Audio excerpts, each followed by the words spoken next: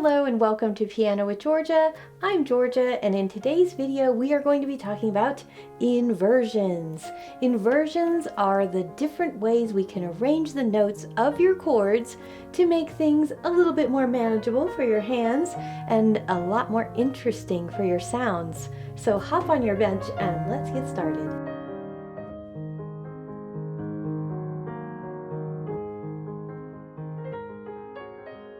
The first question that we need to address is, what is an inversion? The word inversion simply refers to taking the notes that make up a chord and putting them in different arrangements. So let's use an example that probably everyone is familiar with, your C chord. Your C chord on the piano is C, E, and G, and it is evenly spaced when you look at it on the piano. That's one of the nicest things about the piano, is finding chords. They feel the same. They're all evenly spaced. You might need to use black key here and there, but they have that uniform positioning of the notes. Now, inversions are when we change that uniform position of the notes into different positions of the notes. And again, let's use our example, C major. I have some little props for you today. At the bottom, we have the name of the chord. Whenever notes are evenly spaced, like this one, C, E, and G on the piano, we call this root position, and root position just means the alphabet letter name of the note that's on the bottom is the name of your chord. An inversion is when you take the C that right now is on the bottom and you just move it, maybe to the top. So now E is on the bottom, G's in the middle, and C's on top. But my alphabet letters are still the same, C, E, G. So I have a C chord still. This is called first inversion. Now if I take the E and move it up to the top, now I have the different order, G on the bottom, C in the middle, and E on the top. But the same three alphabet letters are still being used, so this is still a C chord. And this is called second inversion. I always remembered it as when I move one note from the bottom to the top, that's first inversion. If I have to do it twice, that's second inversion. Now, why in the world would you ever want to do this? Well, as you arrange these alphabet letters differently, you're going to get a different combination of sounds. A C chord in root position has a certain sound to it. When I take this C and I move it to the top, it sounds a little different. Same when I move it again. So those different inversions have their own kind of unique identifiers that help music to have a lot more variety to it. Now let's visualize that same process we did of reorganizing those three alphabet letters, but let's do it on the piano, and I have more props. All right, so C, our little blue pom-pom, E, and G. So if I wanted to do my inversions, I would take this C on the bottom and just move it up to this C on the top. And then if I wanted to go into second inversion, I would take my E from the bottom and move it up an octave to the top. And now I've created the different arrangements that we can have of these notes. You'll notice if I do one more move and move the G from the bottom to the top, well, we're in root position again. We're just an octave higher. Now let's go back to the evenly spaced positioning of our chord. C major being our example. Now we have C on the bottom, E in the middle, G on the top. And again, I can look at this spacing and notice that they're all pretty evenly spaced, which tells me that that's the primary position of this chord, where we get its name from the lowest note right now.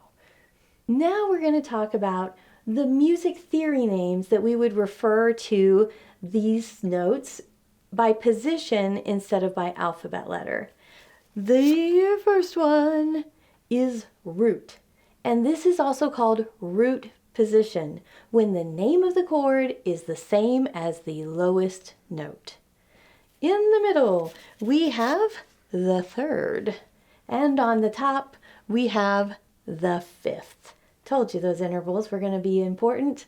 So the distance from our root to my pink pom-pom is a third, but the distance from my root to my purple pom-pom is a fifth. That's where those names of those notes come from. The interval that they are from the most important note of our chord, its name holder position, C in this case, or again, evenly spacing, the bottom.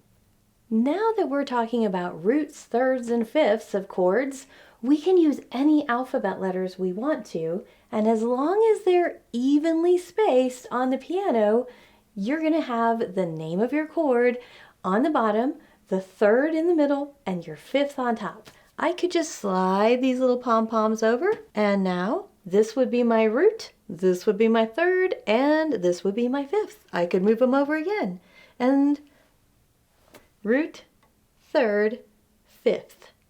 They can go anywhere. Now let's go through our inversions. Instead of by alphabet letter name, let's go by the title of the position. When we shift from root position with root on the bottom, then we have a first inversion chord. Root is now on the top, third is your lowest, and fifth is in the middle. And again, when I look at this on the piano, these are not evenly spaced, which is a visual that will tell you immediately, this is not an E chord. This note is not your root. The root is disguised somewhere, and it can be tricky to figure out what is the root of a chord when it's not in root position. There is a little trick to help you remember what the name of your chord is or where the root of your chord is when they're not evenly spaced. When I look at this, notice the wider distance. If you look at the upper note of the wider distance, that's always going to be the name of your chord. Let's move it around again. This time let's take our third and move it up to the top, and we see the positioning. Now we have our fifth, our root, our third. Again, you can tell these are not evenly spaced. Our bigger gap, the top note of the bigger gap is our blue pom-pom, our root, C in this particular case. Any note on the piano has the potential to be a root, a third, or a fifth, and it will change what chord it is, not by that alphabet letter, but by the positioning of other notes around that alphabet letter. Let's again use C as our example. When I had these notes, C, E, G, we have three notes, they're evenly spaced, C's on the bottom, thus we have a C chord. But what if C is your middle note? In that case, we would have an A on the bottom, a C in the middle, and an E on the top. They are evenly spaced. The lowest note now is A. This is an A chord. Now there are major and minor, different types of chords. I'm not going to worry about that for right now. If you want to hear more detail on major and minor or diminished, augmented, all the different types of chords, please see my video about that one too. And now let's name the position of our notes of our A chord. We have the root being the lowest note when they're evenly spaced, the third in the middle, and the fifth on top. And now to do inversions of this chord, we would simply take our A, move it up to this A. We would take our C and move it up to this C, and we have gone through the inversions of a new chord, A. And now let's use the example of what if C is your highest note in your chord, making C in the other position that it can linger around in. Now our root is a new note. It's F. F is on the bottom when they're evenly spaced, so that's the name of the chord. In the middle position we have A, and finally on our highest note in this root position we have C. So we could call these root, third, fifth.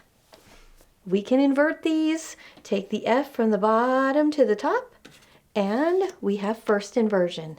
Take our A from the bottom to the top, we have second inversion. Now let's see how inversions can help us switch from one chord to a different chord. I've set up C major, C, E, G. It's in root position. But remember that F chord from just a little bit ago? F chord was F, A, C. C chord is C, E, G. We have an alphabet letter in common here, which we can take advantage of. Notice on the piano, if C stays on the bottom, so we don't have to move, it's like a little lovely anchor chord. There's an F right here. And there's an A right here. So to switch from a C chord to an F chord, you barely have to move. Now let me demonstrate that with my hand instead of my pom-poms. C chord and F chord in an inversion. It's very quick and easy to shift from this chord instead of going from C chord and then jumping to an F chord. Of course, you can do it either way, but the inversions, like I said, they just make your hand's life a little bit easier. It does take a little bit more planning ahead, though. I think this particular example of using inversions works great if you're playing from a chord chart or from a lead sheet where you're using chords and they're not written out for you on the music. You're just trying to invent your own way of playing the chords and move around. This will help you to move around a lot more easily and quickly without having to study. Well, now let's try, what if our F chord is in root position and we want to switch to a C chord? We can use the same process. First, you want to notice what are the notes of the first chord. In this case, F, A, C. What are the notes of the chord that you're going to be going to? C, E, G. Ask yourself, are there any alphabet letters in common between these two chords? And of course, yes, it's C. So we want to keep that in the same place. We want it to be the highest note. And we're just going to move the other guys, and that way we have a note that we're again anchored to, making that move a little bit easier to feel without even looking at it. So let's look for our closest C and E so we can switch from our F chord to our C chord. And C chord's going to be the one in the inversion, and I can look right here. There is an E, so let's label that little guy. And right here, there's a G. So now you can see there's your F chord, F, A, C, leave C alone, and right in between these guys you have C, E, G, a lovely hidden C chord. So here's your F chord, and I'm going to leave my thumb on C, and I'm just going to shift my other two notes down to E and G. And then I can go back. I don't even have to look at it. The other place you're going to see chords is on the staff in your music. These have their own special look to them, just like they have special looks in the spacing on the piano. On the staff, if you are in root position, meaning they're all evenly spaced, a cool trick is they're going to be all line notes or all space notes. So you can see here on the staff, I've drawn in our little color coordinated chords, and again, this I did not even put a treble clef on or a bass clef or anything. The notes are irrelevant. I just want you to think even spacing, bottom, middle, top. Root position, evenly spaced. If they are on space notes, then maybe they look like this. On the piano, you can't really tell if they're line notes or space notes. It doesn't matter. But when you're reading music, yeah, it matters. So if you see notes ranged and there's space notes and line notes all over the place, rearrange them, and when they're all evenly spaced, you will have the name of your chord as the bottom note. Let's take a quick peek at what C major would look like on our staff in our different inversions. So C major, we've got our root, our third, and our fifth, C, E, and G. We also have them on the staff. Now let's move C up to the top, and we have first inversion. Notice how the bottom has those two line notes. Now the top note is a space note. Immediately your eyes can tell you this is not root position, these are not evenly spaced. They're not all line notes or space notes. Let's move to second inversion. Let's take our E, move it to the top. I'll do that on the piano, and you can see it on the staff.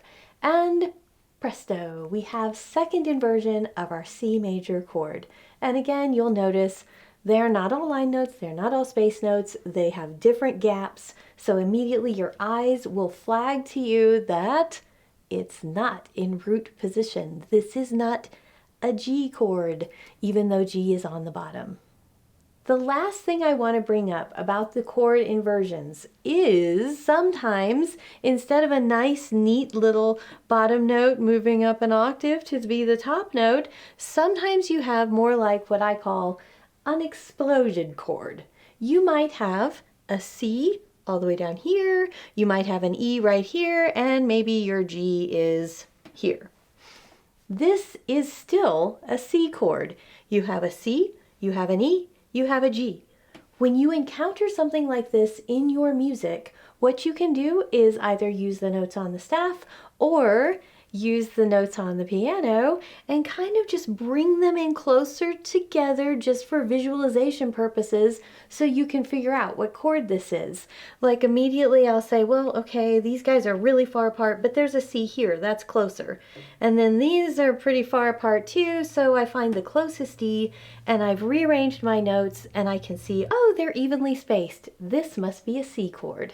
The exploded chords are actually far more interesting to listen to and far more common to encounter as well. Let's hear the sound of that exploded C chord.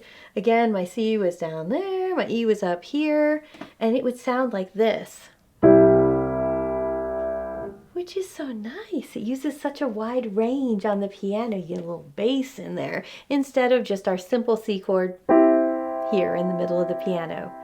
You can rearrange these alphabet letters any way you want to, and you can rearrange any other chord and its alphabet letters any way you want to, so that you can enjoy a wide variety of sounds and, yes, make life a little bit easier on your hands too.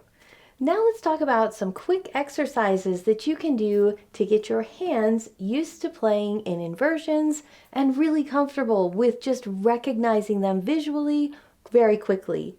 What you'll want to do is start in root position. Both hands can do this, and you're just going to want to play the notes all together or one at a time. Sometimes, in my opinion, it's easier to start with one at a time. They call this a broken chord instead of a blocked chord. Let's do it. Let's start with our C, our E, and our G. Now we're going to switch the positioning of your hands so that you're on first inversion, E, G, and C. I would highly recommend playing this hands alone before you go to hands together. I just wanted you to see my finger numbers that at least I like for the inversions. If your hands are a lot larger, you might use some different fingerings, and believe me, in music, you're going to be using different fingerings all the time. So let's go ahead and switch inversions again. We're going to shift our hands, G, C, E, and then shift your hands, C, E, G. Now don't just go up, let's go back. So I'm going to go a little faster and smoother through this. Here we go. G, E, C, E, C, G, C, G, E, G, E, C. Eventually you'll want to get that faster. If you need a little pause, treat it almost like quarter, quarter, half note. Quarter, quarter, half note, quarter. That is absolutely fine to give yourself that extra time to prepare for the move. But did you notice what my thumb was doing? As I played finger 5, I'm shifting over my thumb, getting it prepared to switch to the next inversion. When I play my thumb, the other 2 fingers shift as quickly as possible to the other 2 notes of your chord. This not only trains your hand to know the different inversions really well, it also just helps you to gain more speed doing this exercise and flipping around between inversions. Eventually, you're going to want to try to go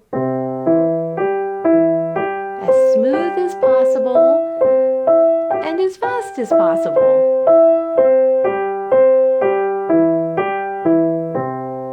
The alternate way that I mentioned earlier, blocked, would be to play all three chords at the same time.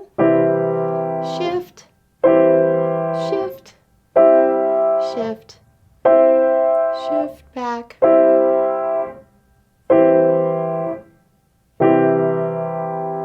Now this particular way of practicing your inversions, it's less about fast finger work and it's more about relaxing, using arm weight to play your chords, and also getting all the notes to sound at the same time, which is shockingly hard.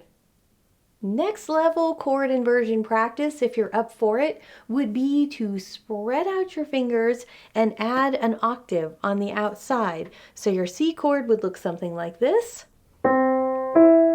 And when you put it in an inversion, now E's are duplicated.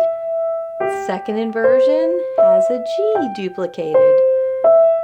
So adding that fourth note octave will put your hand in a much more stretchy position as opposed to the closed position when you're playing just the three notes, also known as triads. Let me show you the left hand fingerings that I like to use for those octave inversions. I like. Now let's shift to first inversion and second inversion. And let's go back. Spreading your fingers out, trying to get fingers to the notes in advance as soon as possible to prepare. There is, by the way, a lot of contention about when you're in this inversion for your left hand. So finger 4, for me, is by far the most comfortable finger. If I tried to reach a 3 over there, it looks really gross and feels gross too. But again, if your hand is larger, a lot of people really want to avoid that finger 4. But it is actually a really good opportunity to give finger 4 a little exercise, so I recommend you just go for it with that finger 4. Another exercise that you can do to practice switching between chords, especially the most commonly encountered switching between chords, again, thinking about chord charts, lead sheets, but also a lot of written music will use these same positions, is called a cadence. And we would start with C in root position, and then we're going to switch to an F chord, go back to your C chord. Now let's switch to one we haven't talked about today, a G chord, which is G, B, D, rearranged as B, D, G. Now you can do these in inversions too. However, left hand, I like to play a bass line instead of always just playing the chord. Great exercise both ways, but frequently you will be playing bass notes in your chord playing. So let me show you what that would look like. Bass note, then F. The thing I like about this too is it's reminding me what chords I'm playing.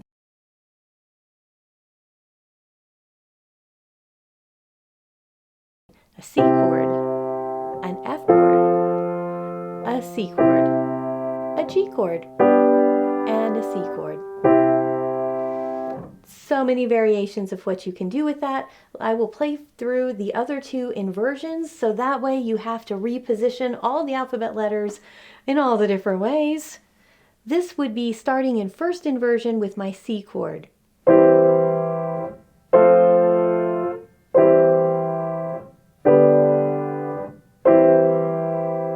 My final inversion starting with C chord in second inversion.